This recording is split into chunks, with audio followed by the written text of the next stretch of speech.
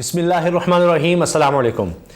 General Qamar Javed Bajwa retire हो चुके और आहिस्ता आहिस्ता उनके हवाले से बड़े बड़े इंकशाफात सामने आ रहे हैं। पहले तो उनकी और उनके ख़ानदान की दौलत के हवाले से चीज़ें सामने आईं, लेकिन अब इमरान खान साहब भी बात कर रहे हैं और उन्होंने औरिया मकबूल जान साहब को इंटरव्यू देते हुए एक बहुत अहम मुलाकात का हवाला दिया कि क्या हुआ। इसी तरह मोहम्मद हनीफ साहब बड़े मशहूर व मारूफ कॉलम निगार हैं, उन्होंने BBC में कॉलम लिखा है और उसमें भी उन्होंने बहुत सी ऐसी बातें की हैं जो इंसान को सोचने पर मजबूर कर देती हैं जनरल कमर जावेद बाजवा के हवाले से, और ख़ास तौर पर उनकी तकरीर और भारत का और हिंदुस्तान का उसमें हवाला वो देते हैं। इसके साथ साथ एक और चीज़ जो मैं आपसे शेयर करना चाहता हूँ शुरू में ही, आज़म स्वाति साहब जनरल कमर जावेद बाजवा पर शदीद अल्फाज में तनकीद और ज़ाहिर है कि एक उन्होंने उनके हवाले से एक गाली भी इस्तेमाल कर दी किसी जवाब में, तो उस पर ज़ाहिर है ये कहा गया कि जी जो उनके साथ सलूक हुआ और उस पर उनको इंसाफ नहीं मिल रहा था तो एक बूढ़ा शख्स और क्या करता, जज्बात में आकर उसने ये बात कर दी। उनको FIA ने गिरफ्तार किया, उनका रिमांड भी हासिल कर लिया। अब खबर ये आ रही है कि हैरान कुन तौर पर, जो कि ऐसे लग रहा है कि कहते हैं ना हीलिंग प्रोसेस शुरू हो गया है। अब खबर यह है कि उनकी वो जो मुतनाज़ा ट्वीट्स का केस है उसमें गैर मामूली पेशरफ्त हुई है और FIA ने 4 रोज़ा फिजिकल रिमांड ख़त्म होने से पहले ही सेनेटर आज़म स्वाति को आज जुडिशल करने के लिए यानी जेल भेजने की दरखास्त खुद ही दायर कर दी है, यानी उसके बाद उनकी ज़मानत भी हो सकती है। कि अब वो FIA के तहवील में कहते हैं हमें और नहीं चाहिए, इनको आप जेल भेज दें। और अब FIA के पास आज़म स्वाति हफ्ते के रोज़ तक फिजिकल रिमांड पर थे, लेकिन उन्होंने आज ही अदालत को दरखास्त दी कि हमें मजीद ज़रूरत नहीं है। तो यानी आज़म स्वाति साहब के लिए हम ये रिलीफ कह सकते हैं, अगर उनकी आगे ज़मानत हो जाती है तो उनको मजीद रिलीफ ये होगा। तो शायद बाकी चीज़ें बदल रही हैं, लेकिन कमर जावेद बाजवा, जनरल रिटायर्ड कमर जावेद बाजवा पर जो तनकीद हो रही है, जो किस्से खुल रहे हैं, वो लगता है कि आने वाले दिनों में और ज़्यादा बढ़ते चले जाएंगे। अब मिसाल के तौर पर पहले मैं आपके सामने मोहम्मद हनीफ साहब का कॉलम रख रहा हूँ, BBC में ये छपा है और मोहम्मद हनीफ साहब के हवाले से मैं चंद चीज़ें आपको बता दूं कि न्यूयॉर्क टाइम्स में लिखते हैं। फिर बहुत ही मशहूर इनका नावल था, किताब थी, a case of exploding mangoes. ये जनरल ज़िया उल हक का जो हादसा हुआ था जहाज़ का, उसके हवाले से ये बहुत ही मशहूर किताब है पूरी दुनिया में। और इसके अलावा BBC न्यूज़ के कॉरेस्पॉन्डेंट के तौर पर और इनके न्यूयॉर्क टाइम्स में कॉलम छपते हैं, डेली टेलीग्राफ में लिखे चुके, न्यूयॉर्कर में, वॉशिंगटन पोस्ट में। तो पाकिस्तान के मशहूर तरीन जो आप कह सकते हैं या इंटरनेशनली एक्लेम्ड ये लिखारियों में से हैं। तो उन्होंने BBC में जो लिखा है मैं लफ्ज़ ब लफ्ज़ आपके सामने रख देता हूं और उसके बाद मैं इमरान खान साहब ने औरिया मकबूल जान साहब को जनरल कमर जावेद बाजवा के हवाले से क्या इंकशाफ बताया है, मुलाकात का हवाला क्या बताया है, वो भी उन्हीं की ज़ुबानी, उसका कुछ हिस्सा मैं आपके सामने रखूँगा। अब जनाब सिरल अलमेडा ने भी इसको शेयर किया है ट्विटर पर और मोहम्मद हनीफ साहब ने जो बातें उसमें लिखी हैं, बहुत से लोग इसमें से चंद जुमले लेकर सामने ला रहे हैं। मैं सिर्फ आपके सामने पूरा उनका ये कॉलम, ये आर्टिकल लफ्ज़ ब लफ्ज़ पढ़ रहा हूं। जनरल बाजवा को कौम ही ठीक नहीं मिली, मोहम्मद हनीफ का कॉलम।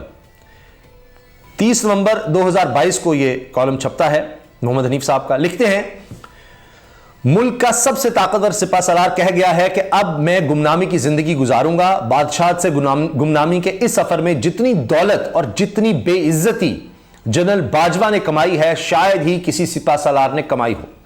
दौलत उन्होंने उन कानूनी तरीकों से कमाई है जो फौज और रियासत ने मिलकर वजह कर रखे हैं। बेइज्जती उन्होंने अपनी मेहनत से कमाई है। मैंने कई बुजुर्गों से पूछा कि आपने अपने जमाने में किसी अयूब खान की, किसी याह्या की इतनी बेइज्जती सुनी थी? सबने कहा नहीं। जनरल ज़िया और मुशर्रफ की बेइज्जती हमने आंखों से देखी है, लेकिन वो भी चंद दिन की थी। इनमें से भी किसी को गद्दार नहीं कहा गया। मैं जनरल बाजवा की रिटायरमेंट पर इनके हक में यह दलील देने के लिए तैयार बैठा था कि उन्होंने गलती की है, गद्दारी नहीं की। फौज के पास अपने तौर पर गद्दारी के सर्टिफिकेट बांटने का ठेका रहा है। इसमें कई नस्लों से हम नवा सियासतदान भी मिल जाते हैं, तो जनरल बाजवा को और कुछ भी कह लें, गद्दार ना कहें। फिर रिटायरमेंट से चंद दिन पहले शोहदा के खानदानों की एक तकरीब में खिताब किया और कुछ ऐसा फरमा गए कि मैं अपने सारे दलाइल भूल गया। उन्होंने फरमाया कि हिंदुस्तान की फौज दुनिया में सबसे ज्यादा इंसानी हुकूक की खिलाफ वर्जियां करती है, लेकिन हिंदुस्तान की आवाम फिर भी इनके साथ खड़ी है, जबकि पाकिस्तानी फौज की कुर्बानियों के बावजूद हम पर बहुत तनकीद होती है। پاکستان کے پاس ایک مضبوط اور مہنگی فوج رکھنے کی بنیادی وجہ یہی ہے کہ ہندوستان ہمارا ازلی دشمن ہے. ہم نے اپنی کتنی نسلوں کو یہ تعلیم دی ہے کہ ہم بھی اور ہماری فوج بھی ہندوستان کی فوج اور اس کے عوام سے بہت بہتر ہے. ہمارا ایک مرد مجاہد 10 ہندوستانی فوجیوں کا مقابلہ کر سکتا ہے. لیکن جاتے جاتے جنرل باجوہ یہ فرما گئے کہ کاش ہمارا ہاتھ بھی اتنا ہی کھلا ہوتا جیسے ہندوستانی فوج کا ہے، اور کاش ہماری قوم بھی فوج کے ساتھ ویسے ہی کھڑی ہوتی جیسے ہندوستانی عوام اپنی فوج کے ساتھ کھڑی ہے. 70 سال تک ہمیں نظریہ پاکستان اور پاک فوج زندہ باد کا سبق پڑھانے کے بعد اب ہم سے فرمائش کی جا رہی ہے کہ پاکستانیوں کاش تم ہندوستان والوں جیسے ہوتے. میرا خیال ہے زیادہ تر ہندوستانیوں کو پتہ بھی نہیں ہوگا کہ ان کا آرمی چیف کون ہے، اور جو بھی ہے وہ نہ تو نوکری میں ایکسٹینشن مانگے اور نہ ہی ریٹائر ہوتے ہوتے گھر بیٹھے اربوں کی جائیداد بنائے گا. نہ کبھی ان کی جرت کر سکے گا کہ نہ کبھی اتنی جرت کر سکے گا کہ قوم کو بتانا پڑے کہ تم سے پاکستانی بہتر ہیں. چونکہ اب جنرل باجوہ اپنا ڈنڈا کسی اور کے حوالے کر کے چلے گئے ہیں تو قوم بھی ان کو یاد کروا سکتی ہے کہ ہم اتنے بھی برے نہیں ہیں. ہمارے وہ سیاستدان جو ایک پارلیمنٹ میں ساتھ بیٹھنے کو تیار نہیں ہیں، جب جنرل باجوہ کو 3 سال پہلے خیال آیا کہ میرا اس قوم سے ابھی دل نہیں بھرا تو سب سر جوڑ کر بیٹھے اور 17 منٹ میں ان کے دل کا ارمان پورا کر دیا اور 3 سال کی ایکسٹینشن دے دی. وہ کون سی قوم ہے جہاں ملک دو لخت ہو جائے؟ چلے مان لیتے ہیں کہ 90,000 نہیں 34,000 فوجی قیدی بنائے لیے جائیں. ایک وزیراعظم ان جنگی قیدیوں کو چھڑوائے اور 7 سال بعد اسی فوج کا سربراہ وزیراعظم کو پھانسی لگا دے اور اسی وزیراعظم کی اگلی نسلیں بھی فوج سے وفاداری جتاتی رہیں. ہندوستان کے کتنے وزیراعظم ہیں جو جلا وطن کیے گئے؟ ہندوستان کی فوج نے کتنے وزیراعظم IMF اور ورلڈ بینک سے درآمد کیے؟ جنرل باجوہ اپنی قوم سے شکوہ کرتے ہوئے یہ بھی بتا دیتے کہ ہندوستان کی فوج اپنی عوام پر ظلم کرنے کے ساتھ ساتھ اور کون کون سے دھندے کرتی ہے. کیا کھاد اور گوشت بیچتی ہے؟ ہندوستان میں آج تک کتنے DHA بن گئے ہیں اور کتنے بننے باقی ہیں؟ اور اگر پھر بھی یہ شک ہے کہ یہ قوم فوج کے ساتھ کھڑی ہے یا نہیں تو آپ بغیر وردی کے بغیر محافظوں کے کسی بازار میں نکل جائیں، آپ کو پیار ہی پیار ملے گا. یہ جناب محمد حنیف صاحب کا کالم ہے اور اس میں وہ ظاہر ہے گلہ کر رہے ہیں کہ کس طرح سے یہ بات کہی جنرل باجوہ نے کہ جی ہندوستان کی قوم جو ہے وہ فوج کو کچھ نہیں کہتی اور ہم پر تنقید کی جاتی ہے. اس پر انہوں نے یہ بات کہی اور سارے گلے شکوے سامنے رکھ دیے. اب آپ سنیے کہ عمران خان صاحب کیا کہہ رہے ہیں جنرل باجوہ کے حوالے سے، کیا بات بتا رہے ہیں، اور پھر انہوں نے جنرل باجوہ کو عمران خان نے بطور وزیر اعظم کیا جواب دیا تھا. یہ اور یہ مقبول جان صاحب کو وہ بتا رہے ہیں، آپ سنیے ذرا. یہ تمہاری بڑی بدنامی ہو رہی ہے. یہ وہ بتا رہے ہیں کہ جنرل باجوہ نے مجھے کہا کہ میں تھوڑا سا آپ کو ایکسپلین کر دوں کہ وزیر اعلیٰ پنجاب عثمان بزدار کو ہٹاؤ تو اس کی وجہ سے تمہاری بڑی بدنامی ہو رہی ہے. اب آگے سنیے کہ عمران خان نے ان کو کیا جواب دیا جب باجوہ صاحب ان کو بار بار یہ کہتے رہے، اور یہ انہوں نے کہا کہ بار بار مجھے کہتے رہے کہ اس کو ہٹاؤ. میں نے کہا میں 22 سال نیچے سے پالیٹکس کر کے آؤں، مجھے نہیں پتا کہ میری بہتری کیا ہے. آپ کو کیسے پتا ہے؟ آپ کوالیفائڈ ہیں. یہ ایسے ہے کہ میں آپ کو فوج میں انسٹرکشن دینا شروع ہو، یہ کرو وہ کرو. سمپل یہ ہے کہ یہ کامن سینس ہے نا. ایک آدمی جو زیرو سے پارٹی بنا کے. اب عمران خان صاحب کہتے ہیں کہ کیا مجھے نہیں پتا، میں اپنی بہترین چاہوں گا. مجھے بار بار مشورے دے رہے تھے عثمان بزدار کو ہٹاؤ، عثمان بزدار کو ہٹاؤ. تو اب یہی بات ہے کہ کہا جاتا ہے کہ علیم خان صاحب کو وہ لانا چاہتے تھے. پھر وہی بزنس انٹرسٹ کی بات ہوتی ہے، وہی بات کہ جو جنرل قمر جاوید باجوہ کے سمدھی ان کے حوالے سے بات ہوتی ہے کہ جی وہ ان کا بھی ریل اسٹیٹ کا کام تھا، اور اس طرح کی باتیں اور اس طرح کے الزامات لگتے ہیں کہ یہ چیزیں تھیں کہ اس کی وجہ سے وہ چاہتے تھے کہ بھائی عثمان بزدار کی جگہ وہ علیم خان صاحب کو لانا چاہتے تھے، اور کوئی انڈرسٹینڈنگ تھی یا اس طرح کی بات. لیکن عمران خان صاحب بھی کہہ رہے ہیں کہ مجھے بار بار وہ یہ کہتے تھے کہ جی اس کو کرو، تو میں آگے سے پھر یہ جواب دیا میں نے جنرل قمر جاوید باجوہ کو. دیکھو پولیٹیکل فیصلے کے اندر مجھے پالیٹکس کی تو سمجھ ہونی چاہیے نا.